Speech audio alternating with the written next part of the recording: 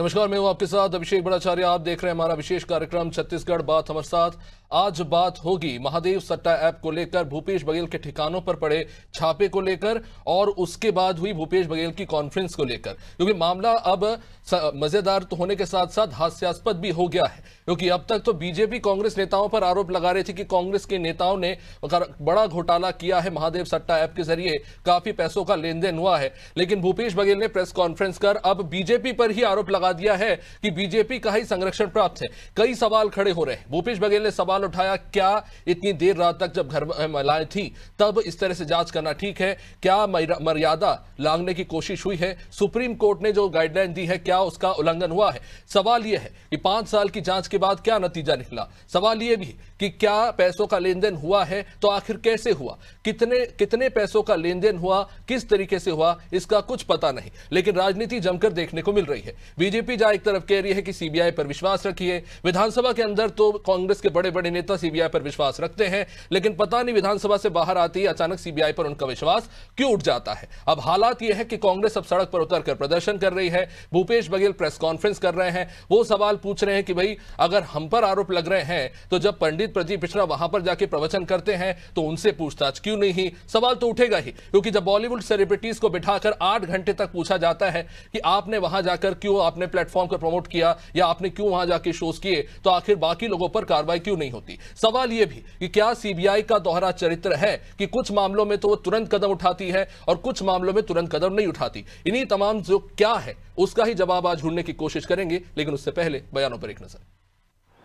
अब उनके पास और कोई दूसरा बोलने के लिए रास्ता है नहीं, और मुझे जहाँ तक जानकारी है महादेव सट्टा ऐप पर ये जांच हो रही है सीबीआई द्वारा, और सबको मालूम है कि किस तरह से हमारे छत्तीसगढ़ के युवाओं को सट्टा का लत लगा दिया गया था और ज़िंदगी बर्बाद हो रही थी, और उसी की जांच सीबीआई कर रही है।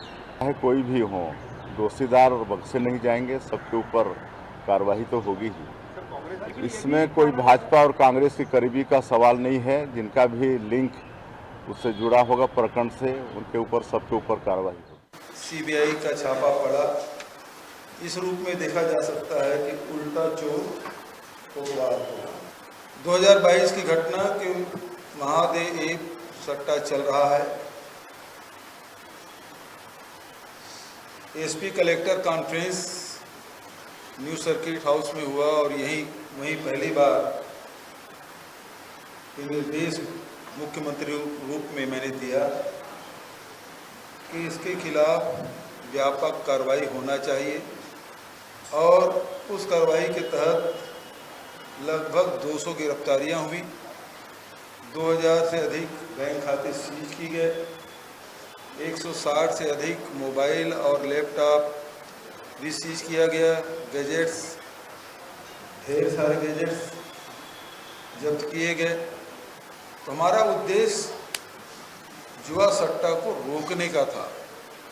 पूरे देश में महादेव सट्टा के खिलाफ में सबसे ज़्यादा एफआईआर, सबसे ज़्यादा गिरफ्तारियां, सबसे ज़्यादा जब्ती,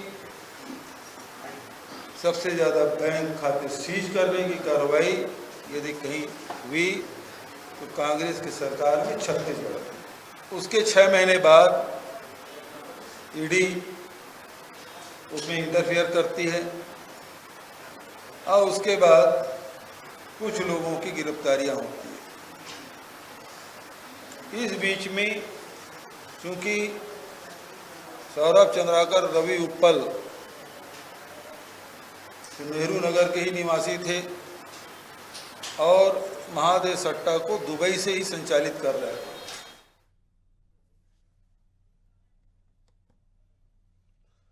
तो ये स्थिति है जहां पर कांग्रेस नेताओं के घर छापेमारी चल रही है, लेकिन जो 2 मुख्य संचालक है वो अभी भी दुबई में है और अभी तक भारत नहीं लाए जा सके। बहुत सारे सवाल हैं जिनके जवाब लेंगे। हमारे साथ आज हमारे गेस्ट जुड़ रहे हैं। बीजेपी से हमारे साथ मनोज मिश्रा, अभिमन्यु मिश्रा हमारे साथ कांग्रेस से, और रमेश पांडे वरिष्ठ पत्रकार। आप सभी का बहुत बहुत स्वागत है।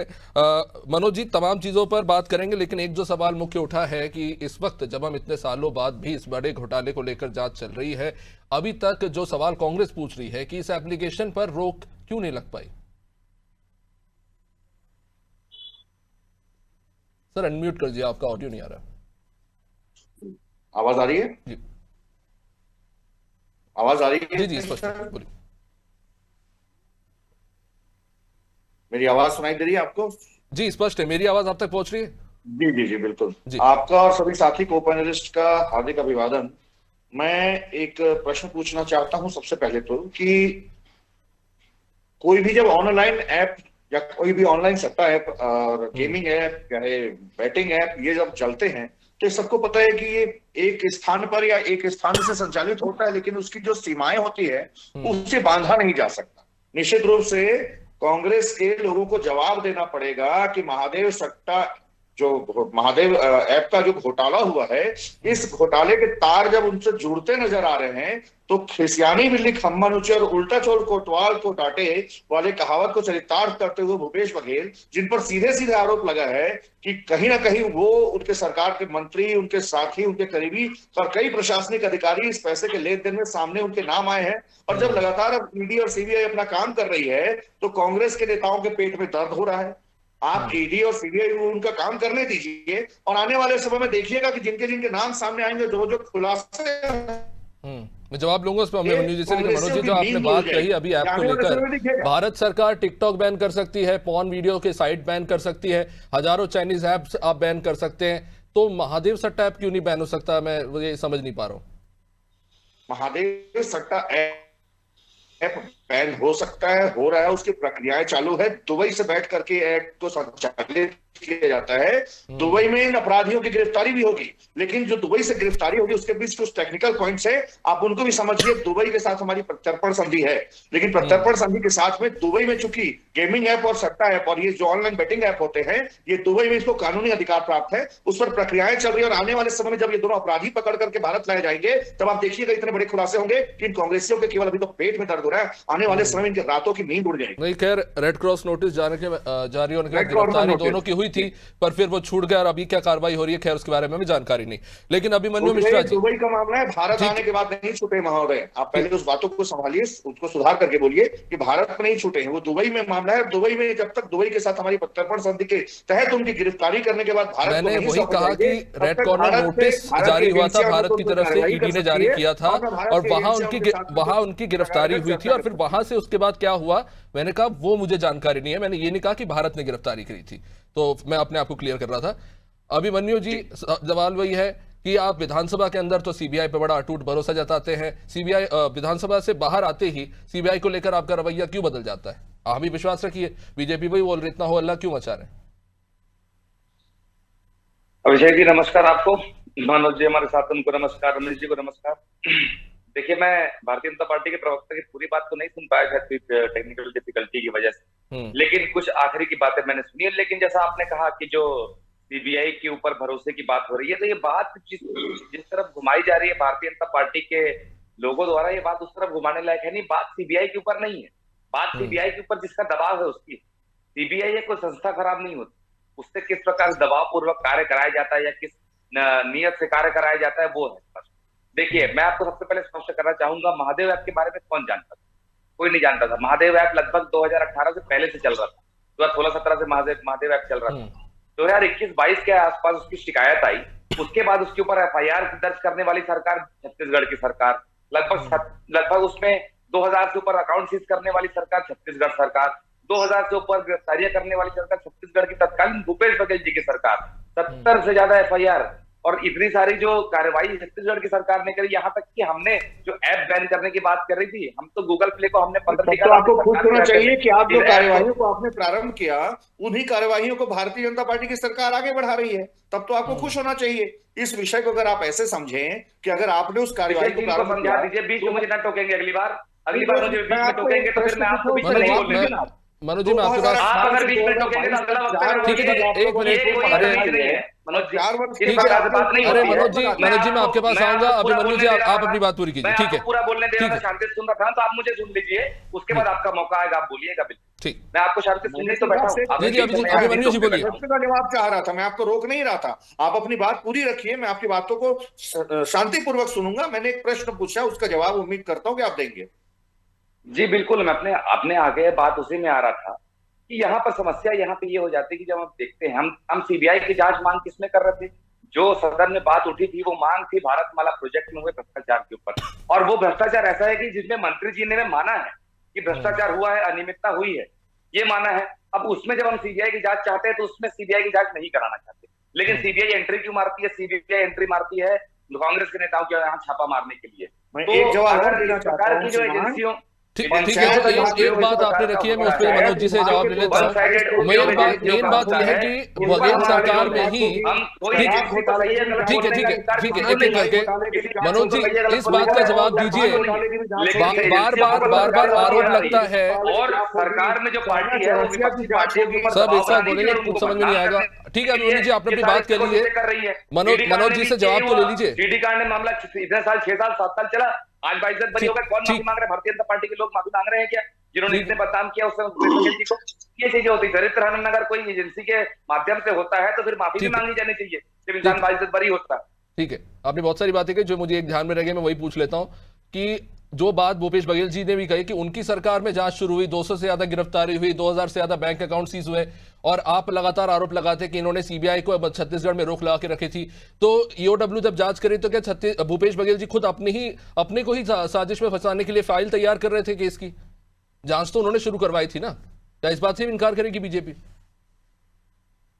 मनोज जी, मैं ये कहना चाह रहा हूं कि अगर हमारे मित्र जैसा कह रहे हैं कि इन्होंने जांच प्रारंभ की, बहुत अच्छी बात है। 2018 से 2022 4 साल तक मलाई खाने के बाद इन लोगों ने 2022 में अगर जांच की तो बहुत बहुत अच्छा काम किया। और अगर उसी जांच को भारतीय जनता पार्टी की सरकार आगे बढ़ा रही है तो इनके पेट में दर्द क्यों हो रहा है? दूसरा मैं ये कहना चाहूंगा, आप चिंता मत कीजिए अभिमन्यु जी, पंचायत विभाग के 228 आगे बढ़ाएंगे तो हम आपका सहयोग करेंगे, लेकिन आप जो करते हैं ना, आप भावनापूर्ण कार्रवाई करते हैं तो उसका विरोध करते हैं। अगर पंचायत विभाग की होगा, अगर न्यायिक कार्रवाई होगी, बराबर की कार्रवाई होगी, आप देखें देश से छोड़कर इसका भागे। ठीक है, जब रमेश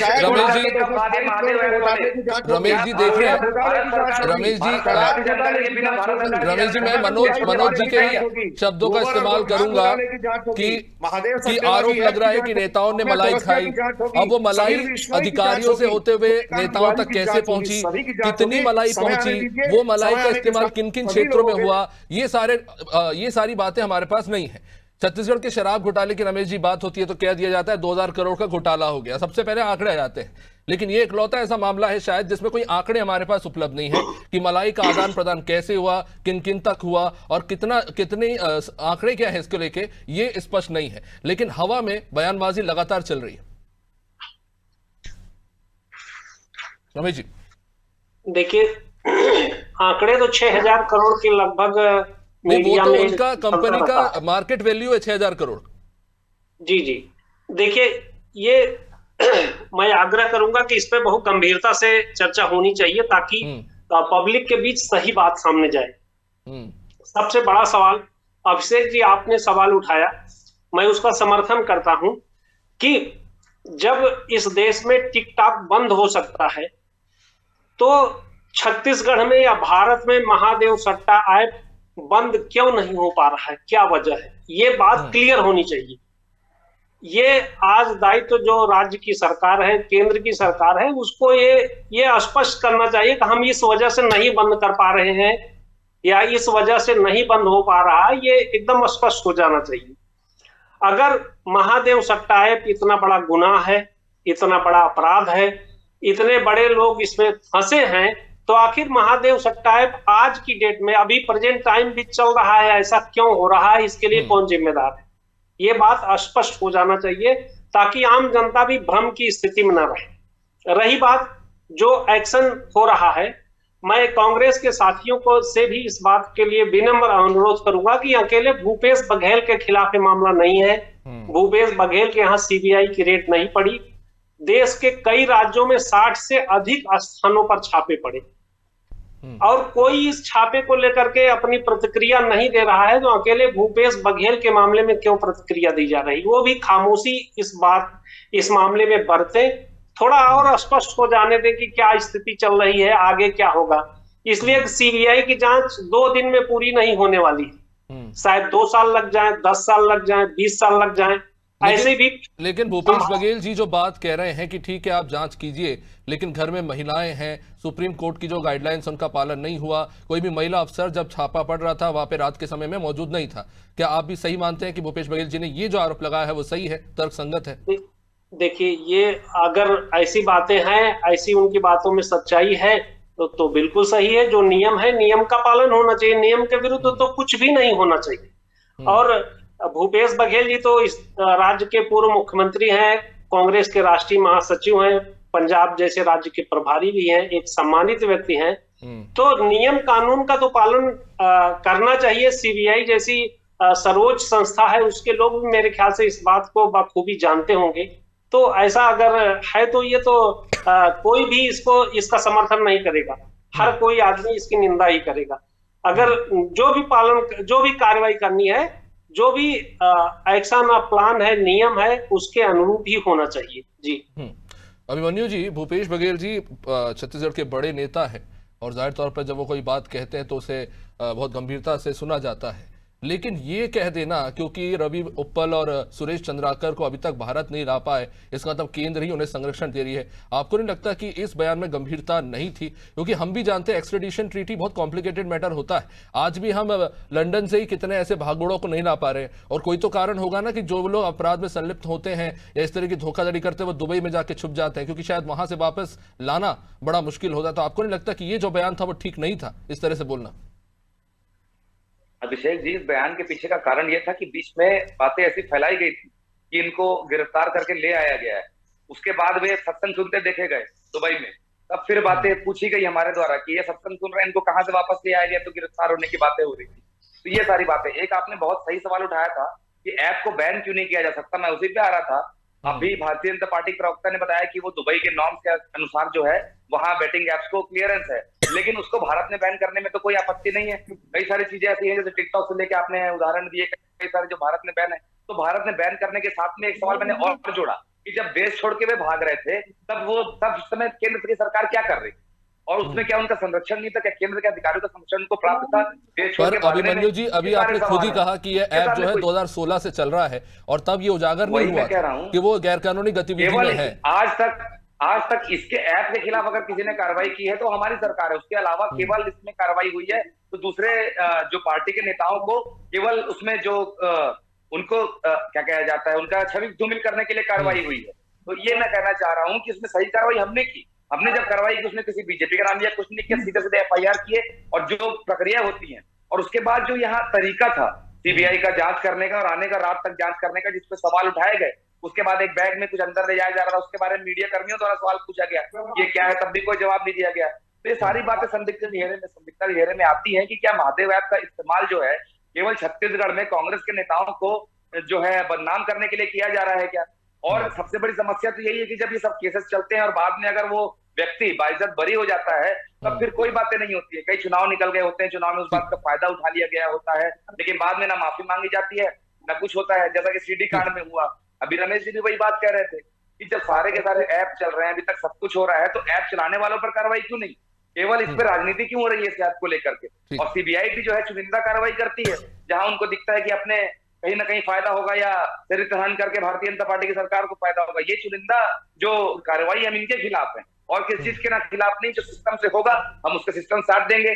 हम तो बिल्कुल अभी तक के कार्रवाई का साथ दिए हैं, सारे के सारे जहां जहां बुलाया गया हम उपस्थित हुए हैं, तो उसमें कोई समस्या नहीं है, लेकिन एक पर्टिकुलर टारगेटेड जवाब ले लेते हैं। मनोज जी, बात वही है, इतने लंबे समय से देखिए जांच तो चल रही है, अभी तक क्या हासिल हुआ इसका पता नहीं है, कितने आंकड़े हैं उसका हमें पता नहीं है, लेकिन लगातार आपके पार्टी के नेता सीधा सर्टिफिकेट लगा देते हैं कि हाँ भूपेश बघेल जी इन्वॉल्व है महादेव सट्टा ऐप में, और बार बार इस तरह के बयान दिए जाते हैं जो कहीं ना कहीं जो कांग्रेस से जाहिर तौर पर उनको ये बात अच्छी नहीं लगेगी। जब आप खुद ये कह रहे हैं कि जांच चल रही है तो इस तरह के बयान क्यों दिए जाते हैं, सीधा सर्टिफिकेट जारी कर देते हैं? और ये भी तो सवाल जो भूपेश बघेल जी ने प्रेस कॉन्फ्रेंस में उठाया कि इतनी लंबी जांच होने के बाद भी आपके पास क्या फाइंडिंग्स है, क्या ये सवाल जायज नहीं है कि आपने अभी तक कितनों को गिरफ्तार किया इस मामले में और कितनी रिकवरी की? देखिए अभिषेक जी, सबसे पहले बात यह है कि जांच जारी है और जांच चल रही है, इसीलिए छापे पड़ रहे हैं। दूसरी चीज, फाइंडिंग्स जो आएंगी वो सीबीआई द्वारा दिए जाएंगे, जिसमें राज्य सरकार का लेना देना नहीं है।